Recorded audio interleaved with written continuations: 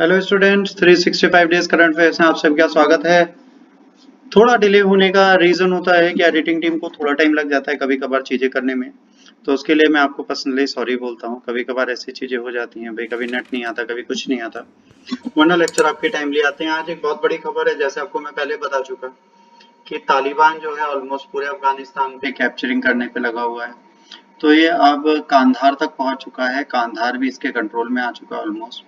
अब एक ही सिटी बच रही है जो बहुत इंपॉर्टेंट है, वो है काबुल। और काबुल में ऑलमोस्ट सारे कंट्री के अपने प्लेन्स खड़े हैं, फाइटर जेट्स खड़े हैं, ताकि अगर तालिबान बहुत ज़्यादा एग्रेसिव होके आए तो उनके जितने भी ऑफिसर्स हैं, जितने भी डिप्लोमेट हैं, उन्हें तुरंत एयरलिफ्ट करा लिया जाए उनकी कंट्री से सेफली।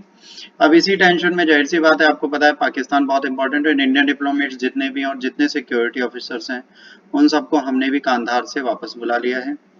इंडिया ने तकरीबन, अगर आप ध्यान दें, 50 इंडियन डिप्लोमेट्स थे जिन्हें वहां से बेटा बाहर लगा दिया है। उन्हें कहा कि भाई आप निकलिए, और वहां से निकालना उनको स्टार्ट कर दिया था। वो यहाँ आ चुके हैं क्योंकि तालिबान की पावर वहां बढ़ती जा रही है और ये बहुत बड़ा इशू हो जाएगा सबके लिए। अभी कोई नहीं समझ रहा तो दिक्कत है। तालिबान अपना कंट्रोल बढ़ाती जा रही है। सोर्सेज ने कहा है 15 जो थे इंडियंस, उनको इंडिया वापस बुला लिया गया है। लोकल स्टाफ अभी भी उसी मिशन में लगे हुए हैं, है ना। उन्होंने कहा कि अभी हम टेम्परेरी सेट कर रहे हैं, बट हाँ हमारा काउंसलिंग सेक्शन उसका खुला रहेगा। इसके बाद एक और न्यूज आई है, बहुत बड़ी चीज है ये। एक छोटी सी कंट्री की आर्मी जो कभी हिलती थी, हम लोगों से डरती थी, आज पाकिस्तानी आर्मी हमसे कह रही है कि भैया आपका जो भी इन्वेस्टमेंट है वो अब खत्म ही समझिए अफगानिस्तान में। क्योंकि अफगानिस्तान में कौन आ रहा है? तालिबान। और तालिबान किसके चेले चपेड़े हैं? तालिबान हमेशा से रहे हैं पाकिस्तान के अंडर, पाकिस्तान के कंट्रोलिंग में ही रहा है। और तालिबान एक तरीके से पाकिस्तान का रेयर किया हुआ बच्चा है। तो पाकिस्तान थोड़ा हैप्पी है इस चीज से, क्योंकि अब इंटरनेशनली उसकी पोजीशन स्ट्रांग होगी। अब उसी के होल्ड पर होगा पूरा अफगानिस्तान, और उस अफगानिस्तान को कंट्रोल करने के लिए पाकिस्तान की तरफ पूरा वर्ल्ड देखेगा। काबुल के लिए भी अगर बात करें तो काबुल को भी ये पता है कि भाई इस सिचुएशन से ने एक ही बंदा निकाल सकता है, वो है पाकिस्तान।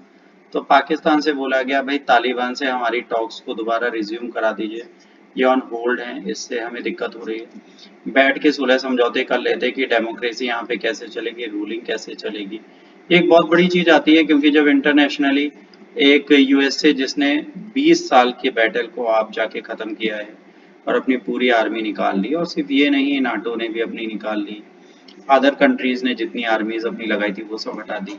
देखिए इससे पूरा वर्ल्ड दुखी है। हम ये नहीं कह रहे तालिबान से पूरी दुनिया खुश है, बस दो कंट्रीज को छोड़ के, एक पाक एंड एक चाइना, इन दोनों को खुशी है वेस्टर्न वर्ल्ड के जाने से।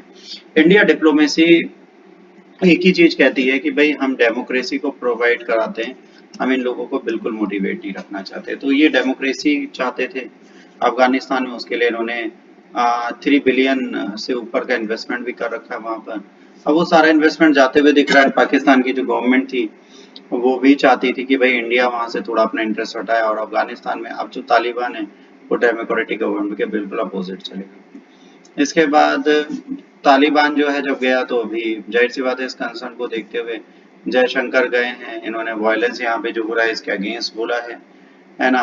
और इन्होंने जाके मीटिंग की काउंटर पार्ट जो रशिया के थे उनसे, और इन्होंने कहा है कि हम सबको इसको इग्नोर नहीं करना चाहिए, इस पे हमें ध्यान देना चाहिए।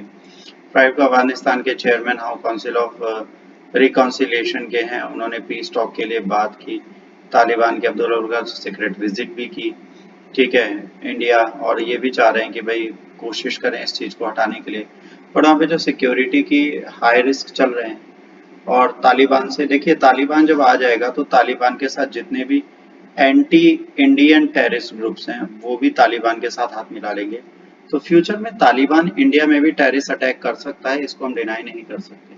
तो कहीं ना कहीं इंडियन सिक्योरिटी तो इनहेरेंस हो ही रही है, और इस पे थोड़े बहुत ताक पे लगी चीजें हैं। देखते हैं भविष्य में क्या होगा। इंडिया से अगर बात की जाए तो इन लोगों से बात करने को बिल्कुल नहीं तैयार है। अभी भी वो तालिबान के इससे ज्यादा मोटिवेटेड नहीं है।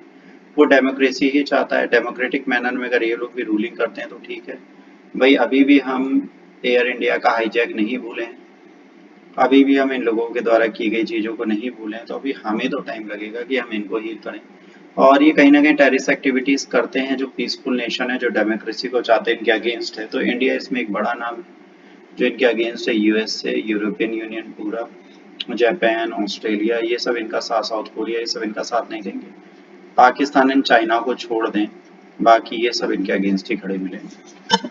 अब देखिए जाहिर सी बात है, अगर तालिबान का रूल फिर से आता है तो डार्क डेज वापस आ जाएंगे, वुमेन की कंडीशन बुरी हो जाएगी, सरिया लॉ के तहत इन्हें टॉर्चर किया जाएगा, मेल्स के लिए भी हालत बिगड़ जाएगी, दाढ़ी नहीं होगी तो उनका सर कलम कर दिया जाएगा, 10 साल के बाद बच्चों को स्कूल नहीं जाने दीजिएगा, टीवी, सॉन्ग, इन सब पे बैन लग जाएगा। बहुत सारे क्वेश्चन ऐसे आते हैं। ये कभी भी कोई भी चीज अदर रिलीजियस चीजों को नहीं चालते। कल भी आपको मैंने आया था, बैमनियन बुद्धिस्ट को इन्होंने उड़ा दिया था बॉम्ब से, तो ये कहीं ना कहीं कल्चरल थ्रेट भी देते हैं, तो इसको हम नहीं भूल सकते। तो ये भी एक बहुत बड़ी चीज है, इसको भी हमें ध्यान में रखना पड़ेगा। देखिए अमेरिका के एयरलिफ्ट होने के बाद सिर्फ एक प्रॉब्लम आएगी, वो आएगी तालिबान की पावर। जब अमेरिका आया था तो उसके दो पर्पस थे। अमेरिका के आने का पहला पर्पस था कि वो डेमोक्रेसी लाएगा, दूसरा पर्पस था कि टेररिस्ट ऑर्गेनाइजेशन सब यहाँ नहीं रहेंगे। तो जब आप पीस एस्टेब्लिश करने आए थे तो आप ये करके जाते। आपको 20 साल लगे, आपकी फॉल्ट है। आप तालिबान को एक दिन में क्यों नहीं उड़ा पाई, आपकी कमी है। पैदा भी तो आप ही लोगों ने किया था यूएसएसआर के अगेंस्ट। तो जिस चीज को आपने पैदा किया आप ही उसे खत्म नहीं करोगे भाई, यू हैव टू पे बैक। अगर आप सांप को पालोगे, है ना, तो वही सी बात है, सांप आज नहीं तो कल आपको काटेगा ही काटेगा। आज इस स्नेक को मारने की जगह आप इसको और बड़ा करके एनाकोंडा बना के यहाँ छोड़ के जा रहे हो, ये एक बड़ी चीज है। इससे एशिया में अनरेस्ट आ रहा है, इस चीज को आप नहीं समझ रहे, आप तो अपना निकल जाओगे। वहीं इंडिया जैसी कंट्री को सफर करना पड़ेगा जो आपके लिए डेमोक्रेसी के साथ खड़े थे। अब तालिबान ग्रुप जब आएगा तो वह इंडिया को तो सपोर्ट बिल्कुल नहीं करेगा, क्योंकि वो ऑलरेडी पाकिस्तान का चट्टा बट्टा है। तो भाई पाकिस्तान और चाइना को तो अपर एज मिल गया ना। बल्कि अफगानिस्तान के लिए हम, आपको पता ही है कि ईरान के साथ भी बैठे थे, चाबार पोर्ट वहां डेवलप कर रहे थे कि हम अफगानिस्तान की चीजें कर पाए, बट हमारे सारे मंसूबों पे पानी फेरते हुए दिख रहा है यूएस से। अब देखते हैं यूएसए के जाने के बाद वहाँ की सिचुएशन क्या होती है, कैसी होती है, उसी पर फ्यूचर डिपेंड करता है। तो जस्ट वेट एंड वॉच है, होपफुली सब कुछ अच्छा होगा। अब ये इतने सारे प्रोविंस में अगर आप बात करें, सिर्फ ये काबुल हमारे पास रह गया और बाकी सब चला गया हो, तो कुछ ना कुछ तो ऐसा इशू हो रहा है ना कि इन चीजों को हमें टैकल करना पड़ेगा। अब हम इसे कब टैकल करेंगे ये बात है, क्या हम अफगानिस्तान को रीसेटल कर सकते हैं विद पीस? तो अगर बात की जाए, नहीं। पहले यूएसएसआर ने गलती की, फिर यूएसए ने गलती की, फिर यूएसए ने गलती की, और उसको भुगत कौन रहा है? एशिया। तो ये होता है वेस्टर्न वर्ल्ड के आने से और जाने से। अब रशिया अपने प्रॉफिट देखता है, चाइना अपने प्रॉफिट देखता है, पाकिस्तान अपने, यूएसए अपने। सिर्फ इंडिया ही था जिसने अपने प्रॉफिट नहीं देखे अफगानिस्तान में, उनकी हेल्प की, डेमोक्रेसी के लिए पार्लियामेंट से लेकर हर चीज कंस्ट्रक्ट की, उनको रीसेटल कराने में कोशिश कर रहे थे, कॉलोनीज बना रहे थे, सब कुछ कर रहे थे। तो अफगानिस्तान में बेस्ट मैनर में काम इंडिया कर रहा था, बट आज उसकी भी सिचुएशन बिगड़ती दिख रही है। तो देखते हैं क्या होगा। तालिबान के कंट्रोल करने के बाद अब इंडिया भी अपने डिप्लोमेटिक रिलेशन थोड़े कम कर रहा है अफगानिस्तान से, तो एक नुकसान है हम लोगों के लिए। फ्यूचर वेट एंड वॉच है, क्या हो सकता है इसमें वो तो बात का टाइम ही बताएगा।